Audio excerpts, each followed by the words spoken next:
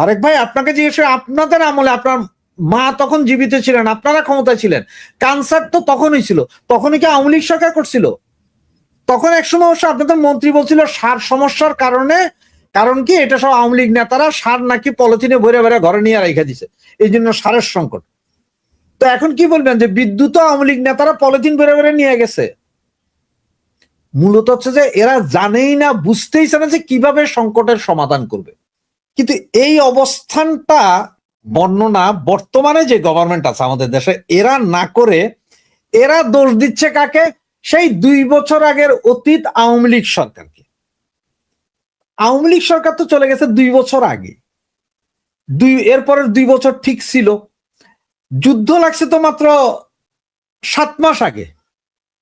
তাহলে এখন এই 7 মাস আগের এই প্রবলেমের জন্য যদি আপনি আওয়ামী লীগ সরকারের দোষ দেন, বা আওয়ামী লীগ সরকার থাকতে কিন্তু তেল গ্যাস বা বিদ্যুতের এত সমস্যা ছিল না, কারণ যেভাবে হোক কুইক রেন্টাল হোক, অমুক হোক তমুক হোক করে বিদ্যুতের একটা ইয়ে করেছিল। আর প্রতিটা গভর্নমেন্টের একটা স্ট্র্যাটেজিক রিজার্ভ থাকে যে কোনো দেশের। এটা যার সক্ষমতা আছে সে 6 মাসের রাখে, 1 বছরের রাখে, 5 বছরের রাখে, বা কারো কারো হয়তো 15 দিনেরও আছে।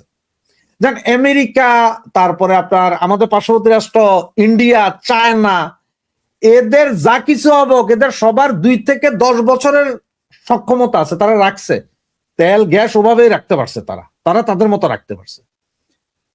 আমাদের দেশে 6 মাস এর একটা রিজার্ভ ছিল, 6 মাসের। এখন যেই গ্যাসটা বাংলাদেশে আসে এলএনজি, সেটা আসে কিভাবে? আপনার মাতাবাড়িতে ইয়েতে কি বলে কক্সবাজারের ওইখানে যে ভাসমান টার্মিনাল, সেই টার্মিনালের মাধ্যমে এই গ্যাসটা আসে হচ্ছে বিদেশ থেকে।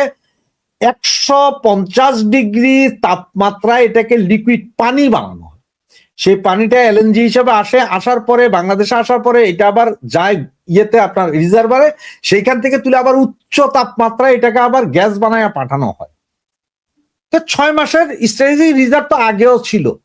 সেই রিজার্ভের বা টুকটাক আইনা ইউনিসিও গভর্নমেন্ট মোটামুটি চালাইছে। ইউনিসিও গভর্নমেন্ট কিন্তু আইনা কোনো স্টক করে নাই, মানে যাহাই স্টক ছিল তাহাই খরচ করিয়াছেন, এবং যখন শর্টেজ পড়েছেন কিছু কিছু এনেছেন। তাহলে রিজার্ভ কমাইলো কারা?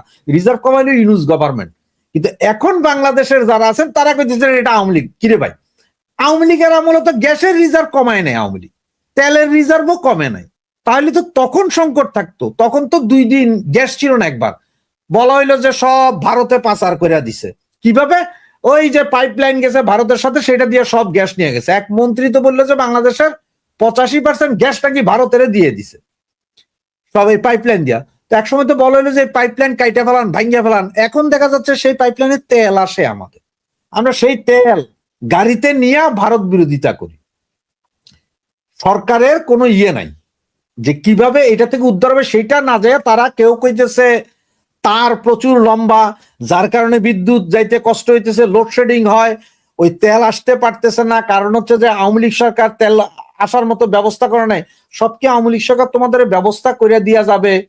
আর তোমরা আইসা 5 বছর বললো যে আমরা ব্যাপক কিছু করেছি। এত নাটক না করে স্বীকার করেন যে ইউনুস গভর্নমেন্টের দুর্নীতি এবং নির্বুদ্ধিতার কারণে আমাদের এই জিনিস হয় নাই।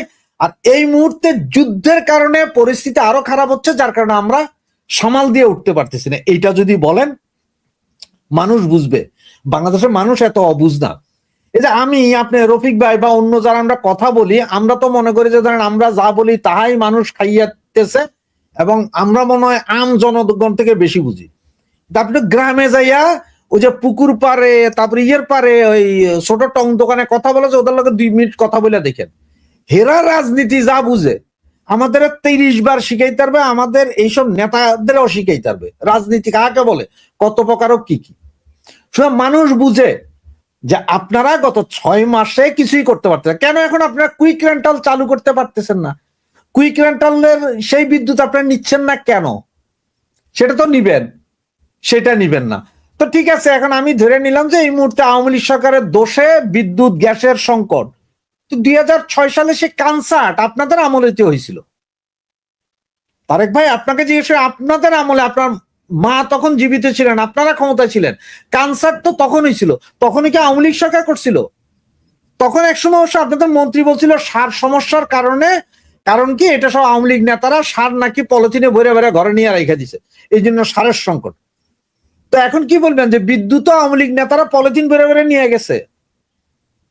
মূলত হচ্ছে যে এরা জানেই না, বুঝতেইছে না যে কিভাবে সংকটের সমাধান করবে। অ্যাক্সেলেটর এনার্জির সাথে আপনার তত্ত্বাবধায়ক সরকার চুক্তি করছে গ্যাস দিবে 150% বেশি দামে, সেইটা এখন দিতে পারছে, তার সাথে চুক্তি বাতিল করেন। যে এই মুহূর্তে আমারে যে আগামী 10 দিন 15 দিনের ভিতরে গ্যাস দিতে পারবে, তেল দিতে পারবে, তার সাথে চুক্তি করেন। আপনি তো সবসময় কোন যে আমি অমুকের সাথে চোখে চোখ রেখে কথা বলবো, আমরা বিনা পয়সা আনি না। ভাই আপনি পয়সা দিয়ে আনেন, আপনি 1000 কোটি টাকা ছাপাইয়া সেই টাকা আপনি খরচ করতে পারতেছেন। আপনি কইতেছেন যে আপনার এখন খাওয়া খরচ 100 টাকায় দুপুরের খাওয়া খরচ হয় আপনার, কিন্তু আমরা জানি যে ঢাকা শহর, চিটাং শহর, বিভিন্ন শহরে হোটেল সালাদিয়া, হোটেল ইটালিয়ান আছে। তো সালাদিয়া বলতে যেগুলো পাশে দিয়া সালাদিয়া ঘুরে রাখে, ভিতরে মানুষ চুপচাপ খায়। ইটালিয়ান যেগুলো ইটের উপর বইয়ে খাইতে হয়, বা ওই যে একটা ছিল না ঢাকায়, ওই যে 100 টাকায় গরুর মাংস আর ভাত বেচতো, সেই বেটাও 100 টাকায় দিতে পারে না। আর আপনি 100 টাকায় আপনার খানা খরচ হয়, 100 টাকা টিপস দেন, এটা বলেন যে আমাকে ওয়েস্টিন থেকে খানা সাপ্লাই দেয় তাকে 100 টাকা টিপস দিতে হয়, এইটা বলেন। 100 টাকা দিয়ে আপনি খানা খান না, আলু ভর্তা ডাইল ভাতও খাইতে পারে না মানুষ, সেখানে আপনি নাটক। তো এইসব নাটক বাদ দিয়া কিভাবে এই গ্যাস, বিদ্যুতের এবং তেলের সংকট দেশকে সমাধান করতে পারবেন সেই ব্যবস্থা করেন। সেইটা না কইরা অযথা ওই সরকারের দোষ, অতীত সরকারের দোষ। আরে জ্বালানির ব্যাপারে কথা বলার জন্য আপনার জ্বালানি মন্ত্রী আছে, সেইটা না বললে আপনার এক উপদেষ্টা আছে কষা জাহিদ, বেটা বুঝেই না কিছু, সে আইসা এখন বক্তৃতা দেয়, সে আইসা কয় অমুক সরকারের দোষে। তো সব অমুক সরকারের দোষে, তো অমুক সরকারের এতই যখন দোষ, হেরা যখন সব খাই গেছে, আপনারা ক্ষমতায় বইতে কইছে কি? আপনি অনেক কাম করেন, এই সরকারের ডাকেন যে তোরা এগুলা ভুল করছিলি, এখন তোদের হাতে ক্ষমতা দিছি, তোরা দেখা কেমনে করতে হয়, সেটা করেন দিয়ে সাহস থাকলে করতে কন, হেরা করব। আমি গতবারও আপনার এখানে বলছিলাম যে তারেকের দরকার যে শেখ হাসিনার সাথে সরাসরি একটা ফোন দিয়া কথা বলা, যে আপা কন, খালা কন, নানি কন, কইয়া যে আপনি কিভাবে গ্যাস আর বিদ্যুৎ সংকট সমাধান করছিলেন, আমার একটু বুদ্ধি দেন। আমিও তো 6টা মাস এই সংকট থেকে উদ্ধার হইতে আপনার বুদ্ধি চাই। আমার মনে হয় শেখ হাসিনা সরাসরি বুদ্ধি দিবে যে এইভাবে কর বাবা, দেশের মানুষের বাঁচা, মানুষের কষ্ট দিস না।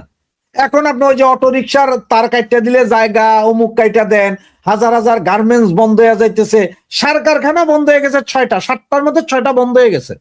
তাহলে সার উৎপাদন হবে না, উৎপাদন না হলে যে সেপ্টেম্বরে সার লাগবে, এই সার কই থেকে আনবেন? সেই আমেরিকা থেকে বেশি দামে কিনে আনবেন। মূলত হচ্ছে যে এই যে গ্যাস, বিদ্যুৎ যাই বলেন, এমন অবস্থায় রাখছে যাতে ওই যে চুক্তি করছিল, সেই চুক্তির আওতায় আমেরিকা যাতে এখানে মার্কেটটা করতে পারে সেই ব্যবস্থা করতেছে। পকেট কাটবে তো আমার আর আপনার, সরকারের কি? ওরা তো পয়সা ওইখানে নিয়ে নিব, সরকারের পয়সা তো সরকার বিদেশেই নিয়ে নিবে, বাংলাদেশও আনবে না। এখন চান্দা চলে ডলারে।